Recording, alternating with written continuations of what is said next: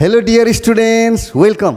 आज हामीले बीबीए र बीबीएसको लागि वर्किङ क्यापिटल पोलिसीबाट हामीले डे 1 को हामीले भिडियो लिएर आएको छौँ र आजको भिडियो त हाम्रो इन डेप्थ भर्जनको हुनेछ। In depth version is better for detail study and summary version is better for quick study.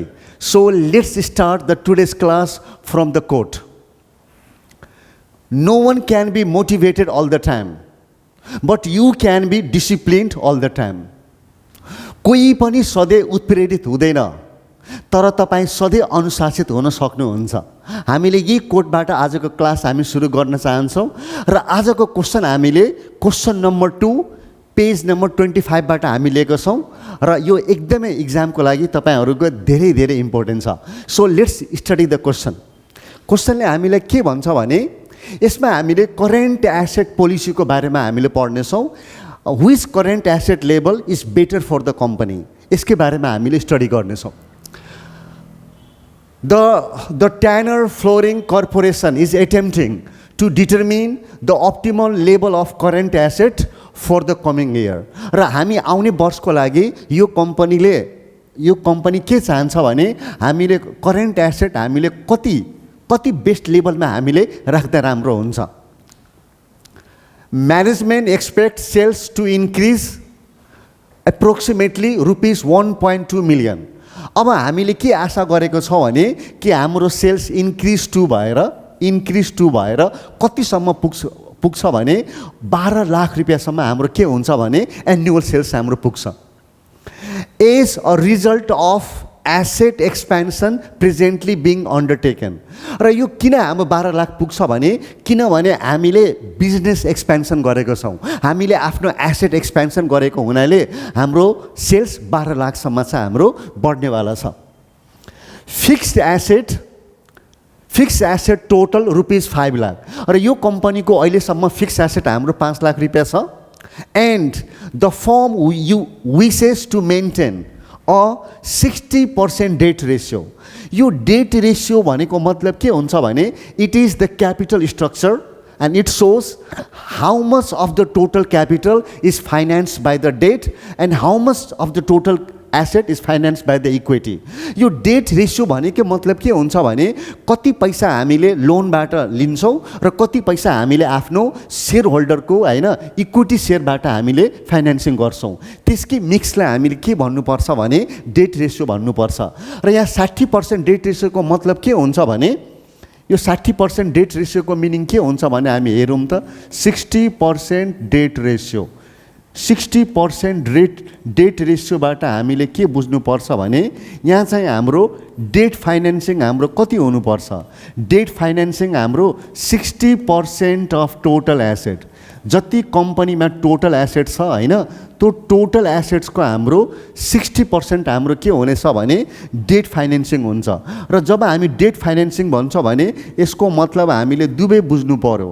हामीले करेन्ट लायबिलिटी पनि बुझ्नुपर्छ र लङ टर्म लायबिलिटी पनि हामीले बुझ्नु पर्यो। र अर्को हाम्रो के हुन्छ भने इक्विटी फाइनेन्सिङ। इक्विटी र 60% हाम्रो कर्जाबाट पैसा आउँछ भने त 40% हाम्रो पैसा कहाँबाट आउँछ भने होइन यो टोटल एसेट्सको हाम्रो 40% कुन फाइनेन्सिङ हुन्छ भने इक्विटी फाइनेन्सिङ। र यसैले हामीले के भनिदिनुपर्छ भने डेट रेसियो चाहिँ हामीले भनिदिनुपर्छ। अब ट्यानर्स इन्ट्रेस्ट कस्ट इज करेन्टली 10% र अब हामीलाई ब्याज दर पनि दिएको छ 10% हाम्रो होइन लोनको ब्याज लाग्छ on both short term debt and long term debt. So दुवै किसिमको हामीले लङ टर्मको लागि पनि सर्ट टर्मको लागि पनि अहिले होइन हाम्रो इन्ट्रेस्ट रेट हाम्रो एउटै दिएको रहेछ एन्ड द्याट इज 10% हामीले दिएको छ। Which the firm uses in permanent capital structure. So permanent capital स्ट्रक्चरमा कम्पनीले सर्ट टर्म डेट पनि हुनेछ र लङ टर्म डेट पनि हुनेछ र दुवैमा हाम्रो इन्ट्रेस्ट रेट हाम्रो कति लाग्छ भने 10% इन्ट्रेस्ट लाग्छ। र अब हामीलाई क्वेसनले के भन्छ अगाडि 3 alternatives regarding the projected current asset level are available to the firm. अब यो भनेको मतलब फिक्स एसेट त हामीलाई थाहा छ सधैँ कन्स्टेन्ट हुन्छ होइन, तर करेन्ट एसेट के हुन्छ भने यो भ्यारिएबल हुनसक्छ। अब management wants to decide at what level the current asset is to be maintained. हामीले कति लेभलमा करेन्ट एसेट राखौँ, थोरै करेन्ट एसेट राखौँ कि हामीले ठिक्कको राखौँ कि धेरै राखौँ, यो अप्सन चाहिँ कम्पनीसँग छ. सो अब हामीले यसैलाई नम्बर 1 के भनिदियो, an aggressive policy. Aggressive policy requiring current asset only 45%. So aggressive policy में के हुन्छ भने हामीले कति % हामीले current asset राख्छौँ भने 45% of projected sales, जुन हाम्रो 12 लाख रुपैयाँ थियो हैन, त्यसकै हामीले 45% गर्दा थोरै मात्र current asset राखौँ न, धेरै किन राख्ने current asset, थोरै current asset राखौँ, यसलाई बेचौँ र बेचिसकेपछि फेरि हामीले करेन्ट एसेट राखौँला, फेरि बेचौँला, फेरि राखौँला.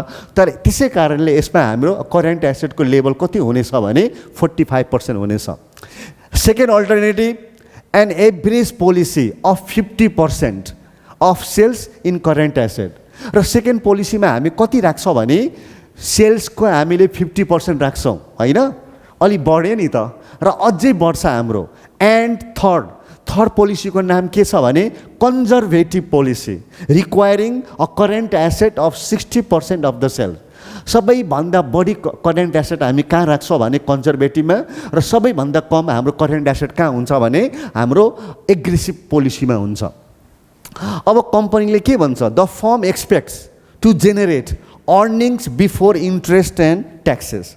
हो, अब कम्पनीले कति इबिआइटी हैन, earning before interest and tax हैन अर्न गर्न सक्छ होला भन्दाखेरि at the rate of 12% of total sales.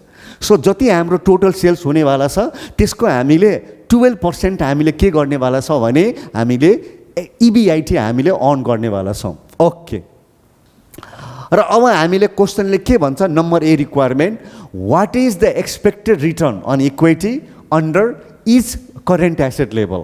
भनेको मतलब तीनटै करेन्ट एसेट लेभलमा नि हाम्रो हैन रिटर्न अन इक्विटी कति हुनेछ. Return on equity, return on equity भनेको it is the total income earned on behalf of share holders financing. Share होल्डरको लगानीमा कम्पनीले हैन इन्ट्रेस्ट तिरेर ट्याक्स पनि तिरेर हैन सेयर होल्डरको बिहाफमा चाहिँ कम्पनीले कति % चाहिँ आम्दानी कमाएको छ, यी कुरा हामीले निकाल्नु छ, रिटर्न अन इक्विटीमा निकाल्नु छ. र रिटर्न अन इक्विटी निकाल्दा हामी के गर्छौँ भने हामीले पछि पढ्छौँ, रिटर्न अन इक्विटीको फर्मुला हाम्रो के हुन्छ भने EAT, earning after tax divide by हैन इक्विटी, डिभाइड बाई इक्विटी. भनेको मतलब अर्निङ आफ्टर ट्याक्स भनेको net income divide by equity financing. So यो फर्मुलाबाट हामीले पछि चाहिँ हामीले यसलाई निकालौँ ल. अब हामीले यति हामीले गरिसकेपछि अब हामीले अगाडि क्वेसनलाई बुझौँ. नेक्स्ट रिक्वायरमेन्ट के छ, एज्युम अ 40% ट्याक्स रेट पनि भनिदिएको छ. र यहाँ हामीसँग बी नम्बरको रिक्वायरमेन्ट पनि छ, सी नम्बरको रिक्वायरमेन्ट पनि छ. अहिले हामीले बी र सी रिक्वायरमेन्ट हामीले रिड गरेनौँ, पछि हामीले सोल्युसन गर्ने बेलामा यो क्वेसनलाई फेरि हामी रिड गरौँला र सोल्युसन गरौँला. अहिलेको लागि हामीले रिक्वायरमेन्ट नम्बर ए को पहिला हामी सोल्युसन गरौँ न त. ल लेट्स स्टार्ट. त हामीले ए नम्बरको रिक्वायरमेन्ट हामीले हैन सोल्भ हामीले गर्दै आँटेको छौँ. सो अब हाम्रो सोल्युसन हाम्रो सुरु हुनेवाला छ. सो सोल्युसनमा हेरौँ त पहिला हामी गिभेन लेख्छौँ. र गिभेन भनेको हाम्रो डाटा, क्वेसनको डाटाले के भन्छ, सेल्स हाम्रो कति भनेछ. यहाँ हामी हेर्नुहोस्, सेल्स भनेको 1.2 मिलियन भनेपछि 12 लाख रुपियाँ भयो. त्यसपछि हाम्रो फिक्स एसेट, त फिक्स एसेट त हामीलाई दिएकै छ. यहाँ हामीले फिक्स एसेट भन्ने हो भने इट इज 5 लाख. त फिक्स एसेट भनेको हाम्रो 5 लाख भयो. त्यसपछि डेट रेसियो पनि हामीले मेन्सन गरेको थियो. कहाँ छ भन्दाखेरि डेट रेसियोमा हामीलाई 60% भनेको छ. त्यसैले हामीले डेट रेसियो 60%. यसलाई तपाईँ यसरी पनि भन्न सक्नुहुन्छ, debt financing. Debt ratio means debt financing. Debt financing हाम्रो 60%. अब इन्ट्रेस्ट रेट हामीले कति पर्सेन्टले पे गर्छौँ भने 10%ले हामीले इन्ट्रेस्ट रेट हामी पे गर्छौँ हैन. अनि त्यसै कारणले हामीले के गरिदिनु पर्छ भने यहाँ चाहिँ हामीले इन्ट्रेस्ट रेटमा हामीले 10% चाहिँ लेखिदिउँ ल. अब यति हामीले गरिसकेपछि अब हामीले अगाडि बढौँ. करेन्ट एसेट लेभल कति छ त, there are 3 current asset level. 3टा पोलिसी थियो हैन. पहिलो पोलिसी के त, एग्रेसिभ. अब हामीलाई एग्रेसिभमा भनिदिएको छ कति पर्सेन्ट भनिदिएको छ भने 45%। अनि यहाँ हामीले के लेखिदिनु पर्छ भने 45% अफ सेल्स भनेर लेखिदिनु पर्यो। एभरेजमा हाम्रो 50% भनेको छ, त्यसैले हामी एभरेजमा 50% अफ सेल्स भनिदिनु छ। र यसपछि हाम्रो कन्जर्भेटिभमा त सबभन्दा हाइएस्ट लेभल छ 60% छ, अनि यसरी 60% भनिदिने। अनि EBIT rate, earning before interest tax rate हाम्रो कति छ भने यहाँ भनेको छ 12% छ हामीलाई भनेको छ हैन। र त्यसपछि हामीलाई ट्याक्स रेट पनि हामीलाई भनिदिएको थियो। ट्याक्स रेट भनेर हामीलाई क्वेसनको रिक्वायरमेन्ट भनिदिएको छ 40%। सो यसरी हामीले क्वेसनको सबै डाटालाई हामीले के गरिसक्यो भने हामीले समराइज हामीले गरिसक्यौँ। अब हामीले सल्युसन हामी सुरु गर्न चाहन्छौँ। र what is the expected return on equity? Return on equity कति हुनेछ under each current asset level? यसको मतलब हामीले एग्रेसिभ, मोडरेट र कन्जर्भेटिभ तिनटै पोलिसीबाट हामीले 3 खेप हामीले के गर्नुपर्छ भने रिटर्न अन इक्विटी चाहिँ हामीले निकाल्नुपर्छ। सो यही क्वेसनको हामीले आन्सर दिन चाहन्छौँ। Okay, so let's start the answer हामीले दिन चाहन्छौँ। सो फर्स्ट अफ अल हामीले लेख्नु पर्यो solution number A, calculation of expected return on equity. So यो गर्नु छ भने त सबभन्दा ठुलो कुरा के आउँछ भने कति हामीले इन्ट्रेस्ट पे गर्नु छ हैन, त्यो कुरा थाहा पाउनु पर्यो नि त। इन्ट्रेस्ट थाहा पाउनुको लागि त हामीले पहिला त हाम्रो ब्यालेन्स सिट हुनु पर्यो, टोटल डेट निस्किनु पर्यो, र रिटर्न अन इक्विटीको लागि त इक्विटी पनि थाहा पाउनुपर्छ। त्यसैले हामी पहिला वर्किङ नोट्समा के गरिदिनु पर्छ भने balance seat under alternative current asset policy. So तिनटै पोलिसीको लागि हामीले पहिला ब्यालेन्स सिट चाहिँ हामीले बनाइदिनु पर्यो हैन। यो फर्मेट हामी रेडी छ। पहिला हामीले करेन्ट एसेट पोलिसी भनिदियौँ, एग्रेसिभ, एभरेज र कन्जर्भेटिभ।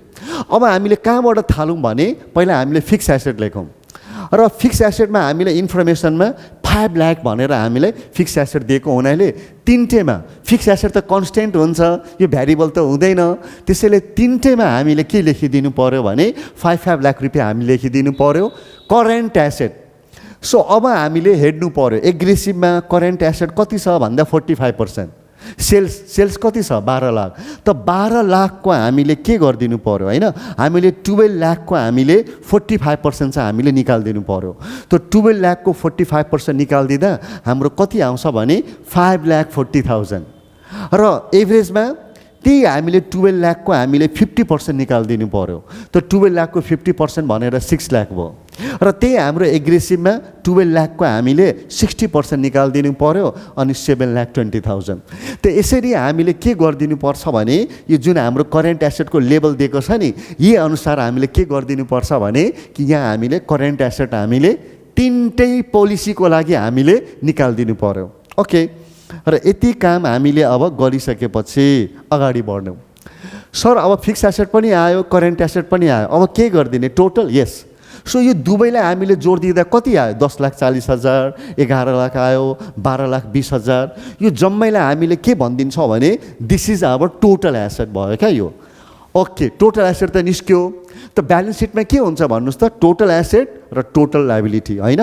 त अब हामी टोटल एसेट भइसक्यो। अब पहिला हामी डेट लेखौँ, कर्जा। त डेट लेख्नु छ भने त हामीले पहिला के भनिदिनु पर्यो? Short term debt. एउटा सर्ट टर्म डेट हुन्छ, तर सर्ट टर्म डेटको बारेमा नि हामीलाई क्वेसनमा कुनै ठाउँमा हामीले केही भनेकै छैन। सर्ट टर्म डेटको बारेमा हामी यहाँ हेर्न सक्छौँ, no information is given regarding short term debt. Short term डेटको बारेमा त हामीले केही नभनेको हुनाले, के पनि नभनेको हुनाले हामीले के गरिदिनु पर्छ भने सर्ट टर्म डेट छैन भनेर मानिदिनु पर्यो। मतलब सर्ट टर्म डेट हाम्रो छँदै छैन। त्यसैले हामीले के गरिदियो भने सर्ट टर्म डेटमा हामीले ड्यास लेखिदियौँ क्या। भने हामी के एजुम गरौँ भने अहिले सर्ट टर्म डेट त होला, तर कति छ थाहा छैन, तर दुवै कम्बाइन क्या। मतलब हामीले यसलाई सर्ट टर्म नलेखेर short term and long term लेख्दा पनि हुन्थ्यो, किनभने हाम्रो इन्ट्रेस्ट रेट एउटै छ नि त। सर्ट टर्मको लागि त्यति नै छ, लङ टर्मको लागि त्यति नै छ, त्यसैले एउटैमा लेखिदिँदा पनि हुन्छ। अब लङ टर्म डेट पनि थाहा छैन, तर पहिला हामी टोटल डेट लेखिदिनु पर्यो क्या। अनि टोटल डेट हाम्रोको लागि डेट रेसियो हेर्नु पर्यो। डेट रेसियो हाम्रो कति छ त? 60%। 60% अफ वाट? त हामी अघि नै भनेको थियौँ अघि नै हामी भनिदिएको थियो 60% अफ के हुन्छ भने टोटल एसेट हुन्छ। अनि त्यसै कारणले गर्दा हामीले के गरिदिनुपर्छ भने यो 10,40,000 को 60%ले 6,24,000 आयो। र फेरि हामीले एभरेज पोलिसीमा कति टोटल डेट हुन्छ भने 11 लाखको हामीले 60% 6,60,000 र कन्जर्भेटिभ पोलिसीमा 12,20,000 को 60%ले कति हुनेछ भने 7,32,000 हुनेछ। र यसरी हाम्रो टोटल डेट भइसकेपछि अब हामी के गर्न सक्छौँ भन्नुहोस्। अब हामी ब्यालेन्सिङ फिगरबाट लङ टर्म डेट निकाल्दिन सक्छौँ। मतलब 6,24,000 मध्ये सर्ट टर्म त छँदै छैन, अनि के ब्यालेन्सिङ गर्ने यही कुरा यहाँ लेखिदिने। यदि यहाँ सर्ट टर्म डेट पनि भइदिएको भए मानौँ अर्को क्वेसन हामी गरौँला जसमा सर्ट टर्म लोन पनि भएको, यदि भएको भए हामीले माइनस गरेर लेख्नु पर्थ्यो। त यहाँ पनि 6,60,000 मध्ये सर्ट टर्म लोन त छँदै छैन, त्यसैले हामीले यही कुरा चाहिँ लेखिदिनु पर्यो। 7,32,000बाट पनि हामीले यत्तिकै राखिदिनु पर्यो। अब टोटल डेट यसलाई हामी जोडेर के भनिदियो भने टोटल डेट हाम्रो निस्क्यो हैन यति। अब हामीलाई इक्विटी चाहियो। अब 60% डेट रेसियो भनेकै मतलब रिमेनिङ 40% हाम्रो इक्विटी हुन्छ। हामी जहिले पनि व्यापार दुई किसिमको पैसाले सुरु गर्छौँ, एउटा आफ्नो पैसा एउटा अर्काको पैसा। आफ्नो पैसा भनेको सेयर होल्डरको फाइनेन्सिङ, अर्काको पैसा भनेको डेट फाइनेन्सिङ। त भनेको मतलब अब हामीले 10,40,000बाट 6,24,000 चाहिँ हामीले माइनस गरिदिनु पर्यो। हो त पहिला टोटल इक्विटी, ये टोटल एसेट नै टोटल इक्विटी हुन्छ, यही कुरालाई तल लेखिदिनु पर्यो क्या हामीले। जति टोटल एसेट हुन्छ यसैलाई हामीले तल लेखिदिनु पर्यो। अब माइनस गरिदिउँ क्या, 10,40,000बाट हामीले 6,24,000 माइनस गरिदिने हो भने त इक्विटी आउँछ। र कति आउँछ भने यसलाई माइनस गरिदिँदा 4,16,000 आयो। र यहाँ पनि हामीले 11 लाखबाट 6,60,000 घटाउँदा 4,40,000। र यहाँ पनि 12,20,000बाट 7,32,000 घटाउँदा 4,88,000 आउँछ। र यसरी हाम्रो वर्किङ नोट्स मात्र कम्प्लिट भयो, सल्युसन होइन यो। अब यसपछि हामी के गर्छौँ भने यसको पनि मद्दतले अब हामीले इन्कम स्टेटमेन्ट बनाउनु छ। र त्यही इन्कम स्टेटमेन्टबाट हामीले के निकाल्दिउँला भन्दा रिटर्न अन इक्विटी निकाल्दिउँला। सो अब हामीले यसपछि हामीले नेक्स्ट स्टेपमा जानु पर्यो, income statement under alternative current asset policy. त यहाँ पनि हामीले 3टा लाइन ड्र गर्नु पर्यो हैन। Current asset policy, aggressive, average, conservative लेखिदिनु पर्यो। र हामीले यहाँ इन्कम स्टेटमेन्ट हामीले सुरु गरिदिने। हामीले इन्कम स्टेटमेन्ट त सेल्सबाट सुरु हुन्छ, तर हामी किन इबिआइटीबाट सुरु गर्यो भने because directly we have given the information of EBIT, and that's why we have to start from the EBIT. Got it? हो, त्यसैले EBIT बाट पहिले हामीले के माइनस गर्नु छ, interest on debt. Interest minus गरिसकेपछि अनि EBT आउँछ, earning before tax. Earning before tax भनेकै ट्याक्सेबल इन्कम हो। त यहाँबाट हामीले ट्याक्स माइनस गरिदिने, 40% ट्याक्स दिएको थियो। अनि ट्याक्स पनि हामीले माइनस गरिसकेपछि नि अब हाम्रो के आउँछ भने नेट इन्कम आयो। त यो पहिला लेखिदिनुस् तपाईले, यो पहिला लेखिदिनु पर्यो। र अब हामीले यहाँ चाहिँ स्टार्ट गरिदिनुस्। ल पहिला सबभन्दा पहिले EBIT को बारेमा, EBIT rate 12% of sales. So हामीलाई क्वेसनमा हामीलाई के भनेको थियो भने यहाँ हेरौँ, क्वेसनमा हामीलाई भनेको छ हैन EBIT रेट भनेर कति भनिदिएको छ भने क्वेसनमा त EBIT रेट भनेर 12%। त EBIT रेट हामीलाई 12% दिएको हुनाले त 12% हामीले के को निकाल्नुपर्छ भन्नुस् त, सेल्सको सधैँ निकाल्नुपर्छ, सेल्सको निकाल्नुपर्छ। त सेल्स भनेको 12 लाख अनि 12 लाखको 12%ले 1,44,000। त हामी यहाँ चाहिँ 144,000 तिनटेमा हामीले लेखिदिनु पर्यो।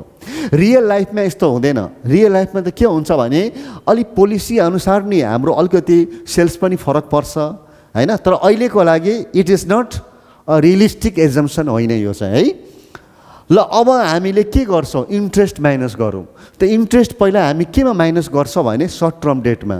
तर फेरि त्यही कुरा छ क्या, सर्ट टर्म डेट त छँदै छैन। त नदिएको हुनाले यहाँ पनि हामीले के लेखिदिनु पर्यो भने अर्को लङ टर्म डेट, अर्को लङ टर्म डेट। त सर्ट टर्म डेट कर्जा हामीले एजुम गरेको छैन, त्यसैले ड्यास लेखिदिनु पर्यो। र अब लङ टर्म डेटको ब्याज दर कति छ, 10%।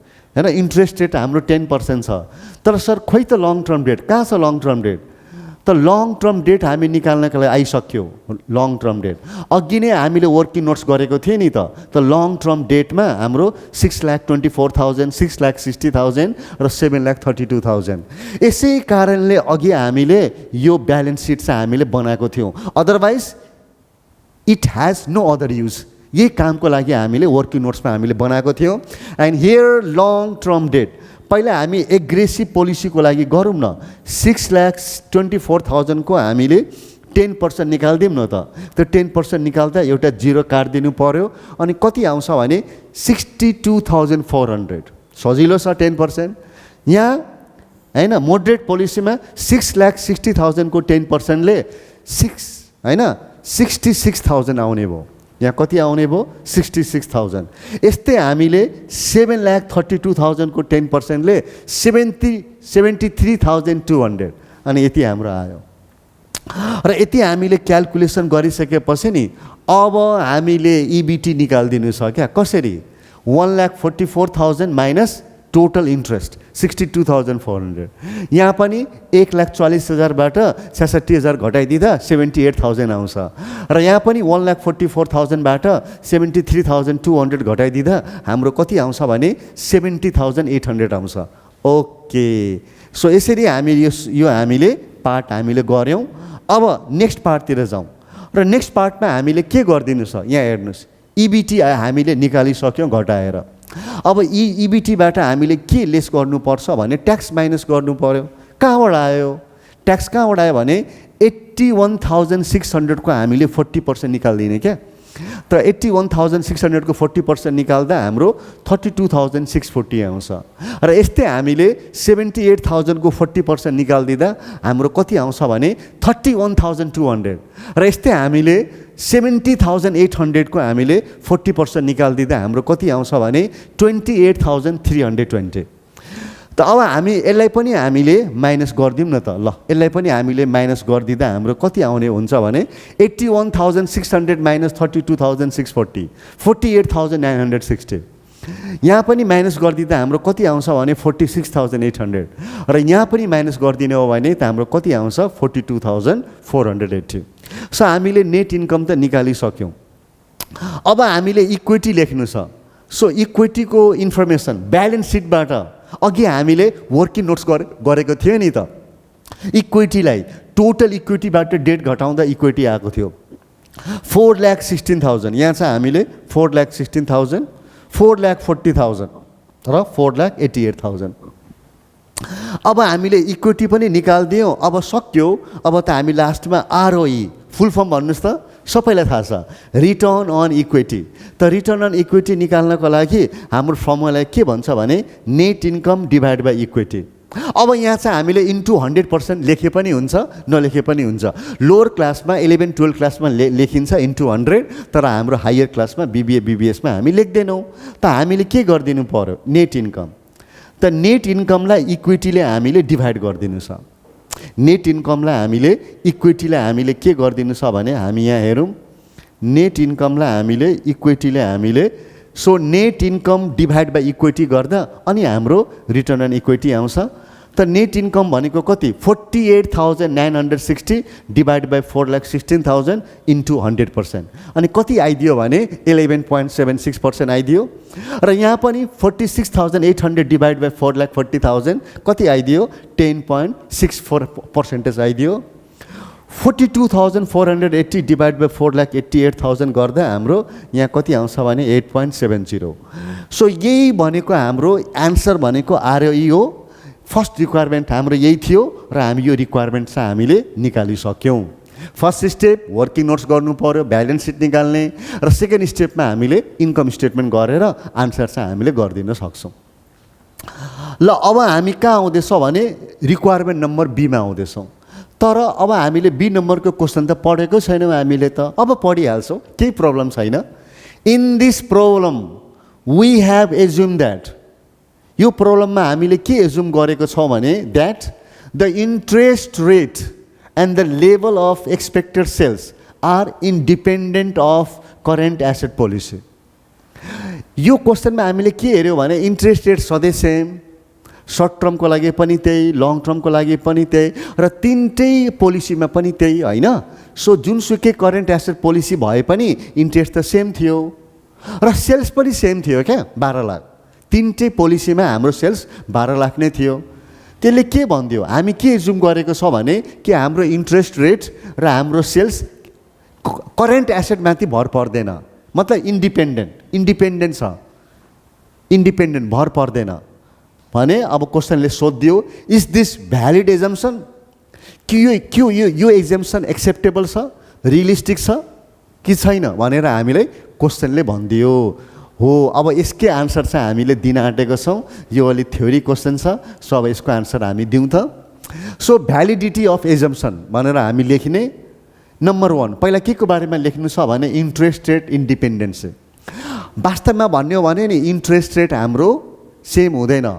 कुनै पनि कम्पनीको होइन इन्ट्रेस्ट रेट ब्याङ्कले कति चार्ज गर्छ भने after looking at the company's creditworthiness, मतलब कम्पनीको लिक्विडिटी पोजिसन कस्तो छ, कम्पनीमा रिस्क लेभल के छ, त्यो हेरेर कम्पनीले ब्याङ्कले कुनै कम्पनीलाई थोरै इन्ट्रेस्ट चार्ज गर्न सक्छ, कसैलाई बढी पनि चार्ज गरिदिन सक्छ होइन त। र सर्ट टर्म र लङ टर्मको पनि इन्ट्रेस्ट रेट के हुनसक्छ भने डिफर चाहिँ हुनसक्छ। त हामी आन्सरमा हेरौँ त। आन्सरमा के भन्छ भने assuming the interest rate on debt stays the same is not a valid, is not value. Interest rate सधैँ सेम हुँदैन होइन। किन हुँदैन? In reality rates for short term and long term debt can change होइन। Long term debt त कुनै certain टाइमसम्म constant हुन्छ होइन, तर सर्ट टर्म डेट त के हुन्छ भने होइन डे आफ्टर डे होइन हाम्रो चेन्ज भइरहेको हुन्छ, सेम त हुँदैन।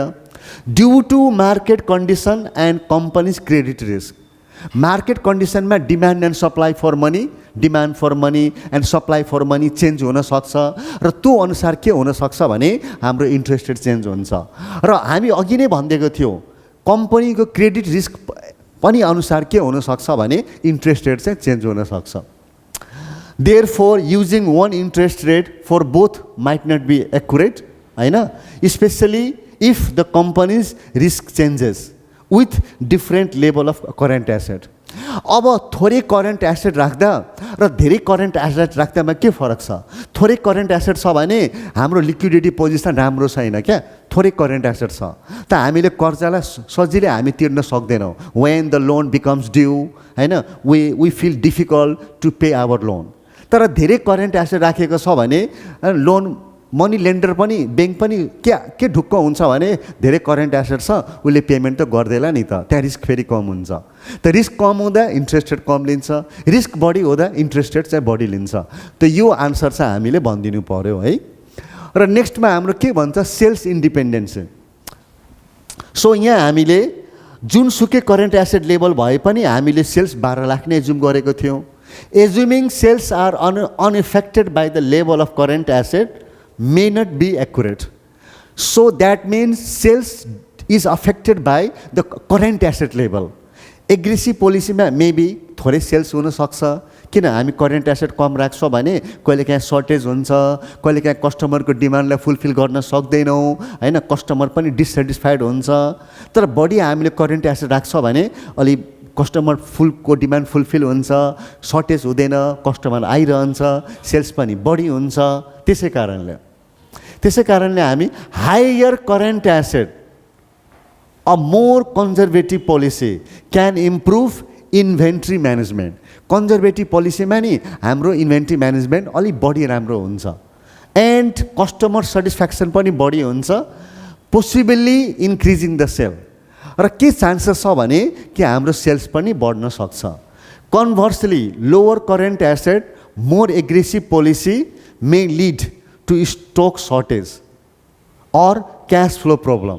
तर एग्रेसिभ पोलिसीमा के हुन्छ भने हाम्रो कस्टमरको हामी डिमान्ड फुलफिल नहुन सक्छ सर्टेजको कारणले र हाम्रो क्यास फ्लो प्रब्लम हुन्छ, पैसाको कमी हुन्छ अनि पोटेन्सियली हर्टिङ सेल र यसले गर्दा नि हाम्रो सेल्स कम भइरहेको हुन्छ। त्यसै कारणले sales is not independent of the current asset policy. Current asset policy अनुसार सेल्स पनि हाम्रो कम बेसी हुन सक्छ। करेन्ट एसेट पोलिसी बढी छ, सेल्स बढी हुन सक्छ। करेन्ट एसेट अलिकति कम छ भने मेबी हाम्रो सेल्स पनि के हुन सक्छ, कम हुन सक्छ। र अब हामी यो यति हामीले गरिसक्यौँ पार्ट बी। अब हामी पार्ट सीमा जाउँ। त पार्ट सी को क्वेसन खोइ त यहाँ रहेछ। How would the overall riskiness of the firm vary under this policy. अब यसले के सोधियो भने तिनटै पोलिसीमा ध्यान दिएर हेर्नुहोस्, तिनटै पोलिसीमा ओभरअल रिस्क हैन कसरी चेन्ज होला। भेरी मिन्स चेन्ज, कसरी परिवर्तन होला। कुन पोलिसीमा लेभल अफ रिस्क हाम्रो के हुन्छ, कहिले रिस्क बढी होला, कहिले रिस्क कम होला, त्यही कुरा चाहिँ हामीले यसमा भनिदिनु छ। Discuss specifically the effect of current asset management. Current एसेटको म्यानेजमेन्टले के फरक पर्छ भन्नु छ। कहाँ भन्नु छ, डिमान्डमा के फरक पर्ला, एक्सपेन्सेसमा के फरक पर्ला, फिक्स चार्जमा के फरक पर्ला, फिक्स चार्ज कभरेजमा, र रिस्क अफ इन्सोल्भेन्सीमा के फरक पर्ला एन्ड सो अन। त यसकै बारेमा हामीले चाहिँ अलिकति आन्सर चाहिँ हामीले भनिदिनु छ। सो अब यसको सल्युसन हामी हेर्न गइरहेको छौँ। So let's see the solution. Here is the solution. Overall riskiness of the company. त हामीले यसलाई हामीले पोइन्ट वाइज हामीले भन्नेछौँ। पहिला डिमान्डको लागि भन्नेछौँ। र अब हेर्नु डिमान्डको लागि के छ भने हैन हामीले बुझौँ। Higher current asset conservative approach हैन can meet customer demand better. So कन्जर्भेटिभमा हामी धेरै करेन्ट एसेट राख्छौँ, त्यसैले हामीले बढी राम्ररी कस्टमरको डिमान्डलाई हामीले फुलफिल गर्न सक्छौँ। अनि के भनिदियो, reducing the risk of loss sale. त्यसैले कस्टमर आउँदा सर सामान सकियो सर, सरी सर भोलि आउनु होला, यस्तो त हामीले भनिराख्नु पर्दैन नि त। किनभने सामान हामीसँग टन्ने छ, के चिन्ता, कस्टमर आउनुहोस् तपाईँ सामान किन्नुहोस् भनेर हामीले, सामान लिनुहोस् भनेर हामी भनिरहेको हुन्छौँ। तर अर्को जुन कन्जर्भेटिभ पोलिसी हुन्छ, ल उसको सामान सर्टेज भयो भने ल तपाईँ भोलि आउनु होला, ल भोलि आउनु। अब who's customer will go tomorrow, no. Okay. र अब हामीलाई के भनिदियो, lower current asset and aggressive approach might lead to inventory shortage. इन्भेन्ट्रीको सर्टेज हुनसक्छ, अर क्यास फ्लो प्रब्लम हुनसक्छ, अनि पोटेन्सियली हार्मिङ सेल र सेल्सलाई पनि इफेक्ट हुनसक्छ। त डिमान्ड भन्नुहोस् त कहाँ बढी आउँछ, conservative more demand, aggressive less demand fulfil. Okay. Expenses. एक्सपेन्सेसमा के भन्छ भने managing more current asset can raise हैन स्टोरेज एन्ड ह्यान्डलिङ कस्ट। यदि हामी धेरै सामान हामीले किन्छौँ भने त हामीलाई क्यारिङ कस्ट बढी लाग्छ क्या हैन, ठिक छ, क्यारिङ कस्ट बढी लाग्छ, but lower emergency order or stock out cost. Carrying cost त बढी लाग्छ, तर हामीले इमर्जेन्सी बाई त गर्नु पर्दैन। सामान सक्यो सप्लायर छिटो छिटो मगाइदिनु भन्दा उसले के भन्छ, हैन 2 गुणा चार्ज लाग्छ। त्यो त भनेको के हो, इमर्जेन्सी पर्चेज भयो हैन त, त्यो त हुँदैन हैन, सर्टेज त हुँदैन। अनि म्यानेजिङ फ्युअर करेन्ट एसेटमा के हुन्छ, क्यारिङ कस्ट कम लाग्छ, can reduce carrying cost.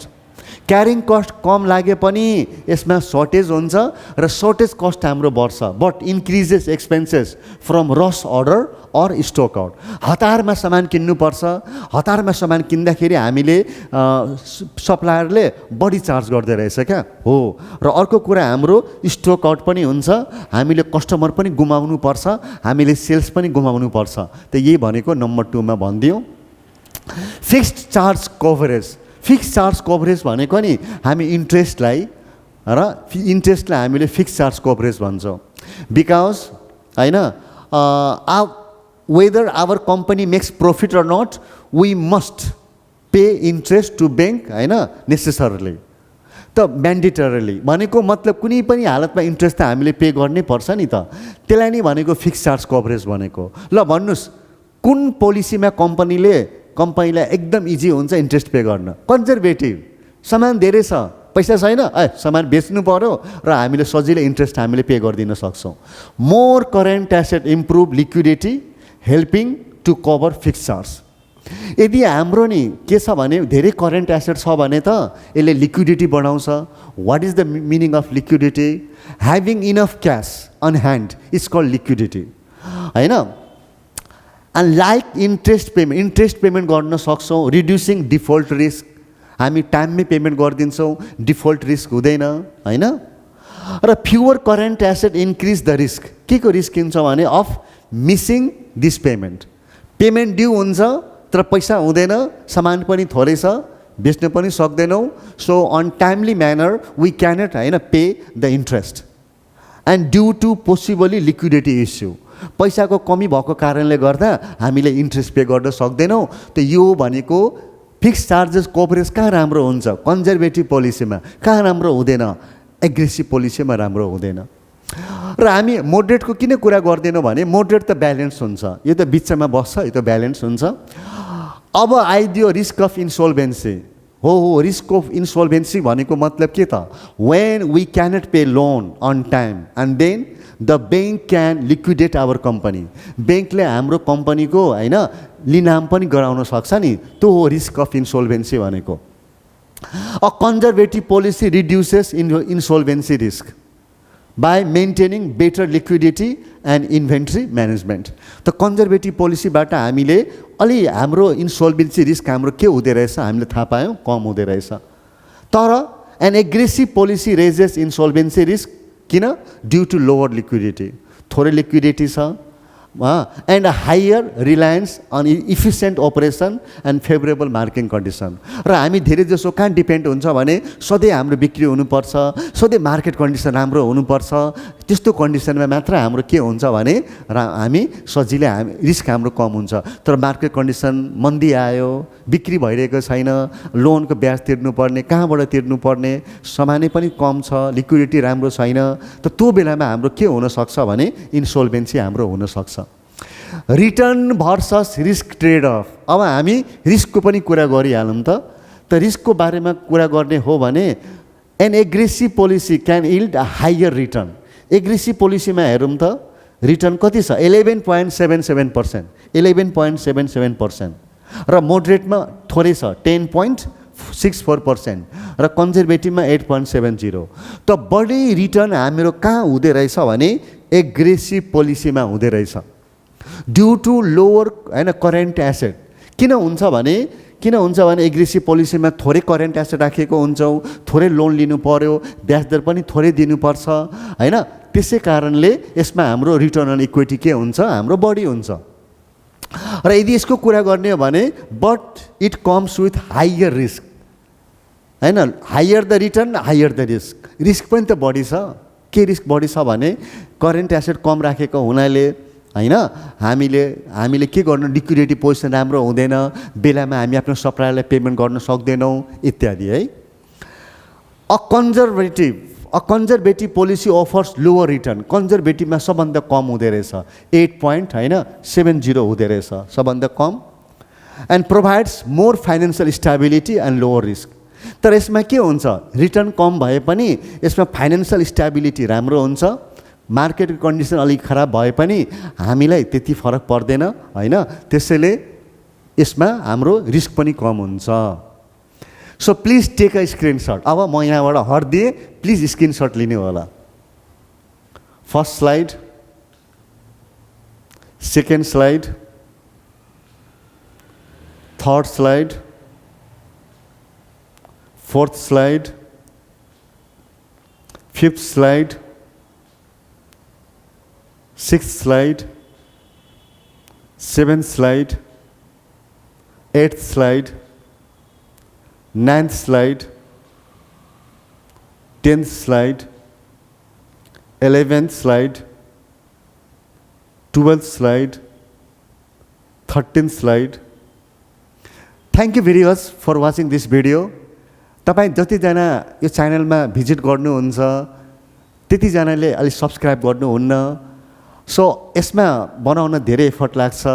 So if you help us by subscribing, by liking and sharing, so we can grow in the future. र तपाईको लागि हामी अझै राम्रो हैन एजुकेशनल भिडियोहरू धेरै हरेक सब्जेक्टको हामीले ल्याउने छौं. त्यसैले please subscribe the channel and see you in the next video. Thank you.